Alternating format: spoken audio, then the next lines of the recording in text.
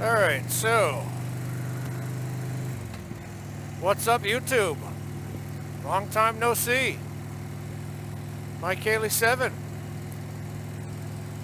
It's Tuesday, the 24th of May 2016. I'm on the way home from work. Did a motovlog this morning on patriotism.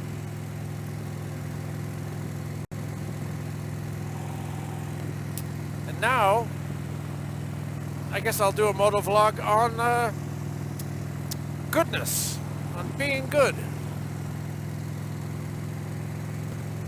What do I mean by that? Well, let me tell you.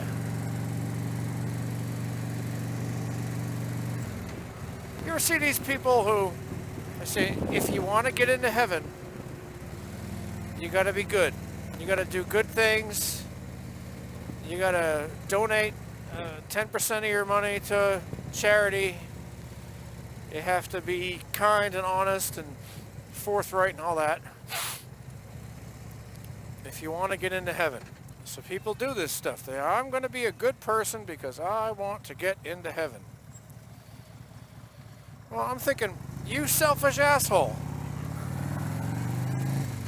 You're not being good simply because that's the right thing to do?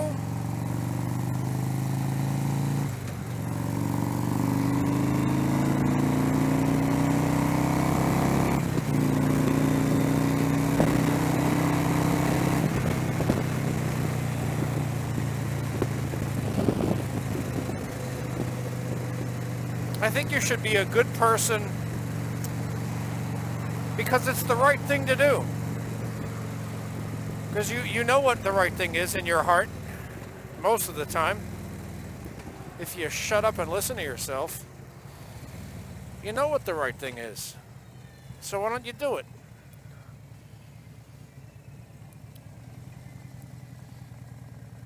I think if you're doing it simply for the benefit of it, you know, getting into heaven, being in God's good graces or whatever, that's selfish.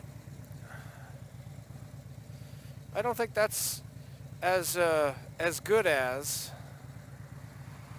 doing it just because it's the right thing. Sometimes doing the right thing hurts. Sometimes doing the right thing causes more problems than it solves.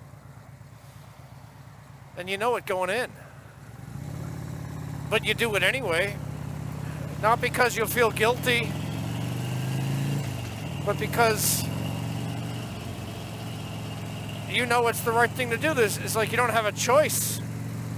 If you really know what the right thing is, I mean, you do have a choice, but in a way you don't, because you know to not do it is wrong.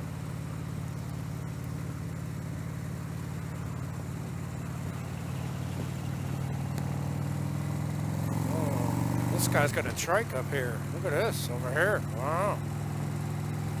Very nice, very nice.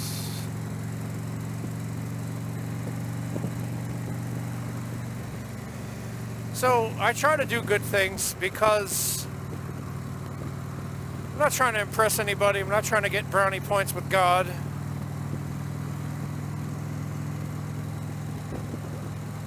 It's just what my heart tells me. Don't be a lying, cheating, scumbaggy asshole. Try to help when you can. And so I do it. Did I give you guys the psychopath test? I'm probably repeating myself. I apologize. This just reminded me of it.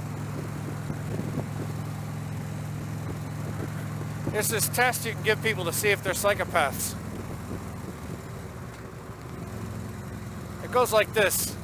Imagine you're in a situation where you know that a train is going to derail and kill hundreds, if not thousands of people.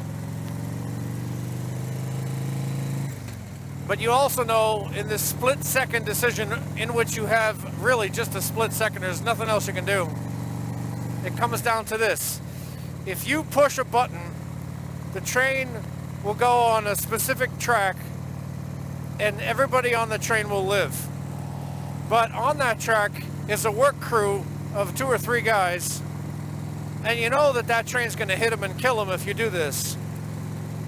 So what do? You push the button and save the thousands and kill the 3? Or do you do nothing?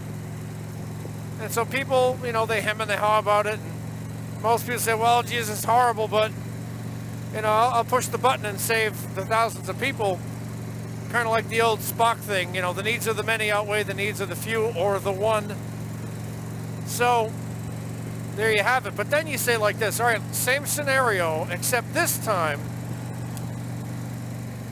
the train's gonna derail unless you switch the track, and the only way to switch the track is to push this guy in front of you off of this bridge over the track, and you know that he's gonna hit the mechanism that'll switch the train track. Let's just pretend all that's true. You know he's gonna hit the mechanism to switch the train track, so you're gonna sacrifice 1 life to save possibly thousands. But you have to do it with your own hands. You gotta push that guy. Well, when you put it to people that way, they pause a lot more. They go, oh, well, geez, that's a different thing entirely. I mean, it's mathematically the same, but it's just, there's something different about that. You're gonna actively push somebody and kill them? That's the difference. People have a lot harder time with that, and in some cases they say, well, geez, I wouldn't even do it. I just let fate play out. So here's the way that they can tell if you're a psychopath. If you think of those 2 scenarios as exactly equal, a case of the needs of the many outweigh the needs of the few or the one, if you see them as equal, you're a psychopath.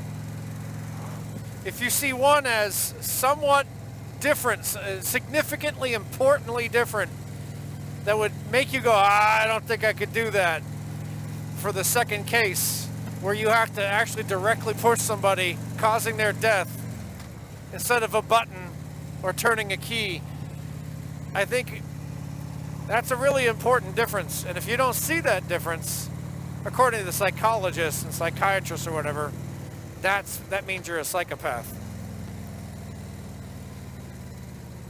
Because you don't see people as people, you don't empathize. You simply see them as objects, pawns, if you will, in a larger game, I guess.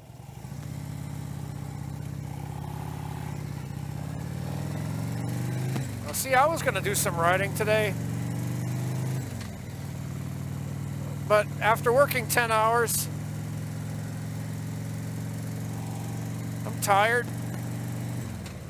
and I have to mow my lawn, which is at least an hour long. So I think I'm just going to go home, mow the lawn, and have myself a Cuba Libre, instead of doing all this riding today. Congratulations, by the way, to Moose3971 on his purchase of a new 2014 with no mileage on it Triumph super duper fast warp speed bike that is light years ahead of anything he's ever ridden. He's already put over 500 miles on it in like a day. The dude likes to ride. So congratulations, Moose. I expect to see some cool videos coming up with your reviews and whatnot. I cannot wait to see how fast that bike can get from 0 to 60. Probably 1 second. There you are, you know. Whereas this bike takes 3 to 4 seconds to get up to 60. That bike is like, anyway. Probably sounds like that too going by you. Was that Moose? Yep, that was Moose. He's already passed by me 3 times in this sentence. Hey, I kind of went home the same way I came. That's funny. I'm just trying to lengthen the ride a little bit, you know, get a little bit of enjoyment out of it here. When you're riding, There is no regular road. There is no like, just a boring ride. When you're in a car and you go somewhere, it's you're just going somewhere. You go around a corner or bend, you're just going around a corner or bend. But when you're on a motorcycle, every corner is a challenge. Every time you lean the bike over, you think, am I going to go down? It's a totally different experience on a bike. And that's why I ride. Because I love it. Love it, love it, love it. Leaning and not dying. Yeah, baby. Executing a perfect turn. Oh. So this is your old pal, Mike Haley7, coming to you from Willow Spring, North Carolina, wishing you well. And until next time, I'll talk to you later. Still offering to the drum machine to